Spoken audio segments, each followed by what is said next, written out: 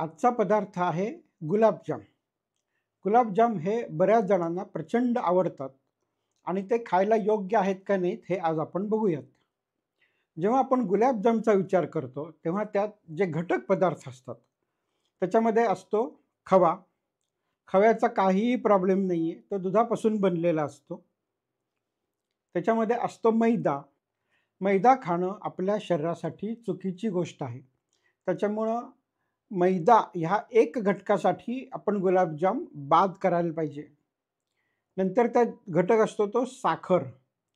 साखर ही आपल्या शरीरासाठी, दातासाठी, आजारी पडण्यासाठी अतिशय वाईट गोष्ट आहे. सगळ्यात वाईट गोष्ट आहे. म्हणजे जर मला कुणी असं म्हटलं, की एक पदार्थ सांगा ज्याच्यामुळे माझं आयुष्य चांगलं होईल, मी त्याला म्हणेन, की बाबा साखर खाणं बंद कर. एवढी साखर वाईट आहे. आणि ह्या साखरेमुळे सुद्धा गुलाबजाम खाणं चुकीचं ठरतं. नंतर तिसरा पदार्थ आहे तेल. जेव्हा आपण एखादी गोष्ट तळत असतो, तेव्हा त्या तेलामध्ये तळत राहिल्यामुळे जे घटक पदार्थ तयार होतात, ॲसिटाल्डिहाइड असेल, कीटोन असेल, तर ते पदार्थ हे आपल्याला शरीराला हानिकारक ठरतात. त्याच्यामुळे आपल्या शरीरातल्या पेशींची हानी होते.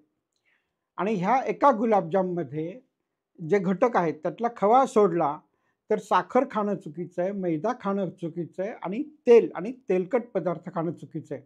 त्याच्यामुळे आजचा निर्णय आहे गुलाबजाम खाऊ नका.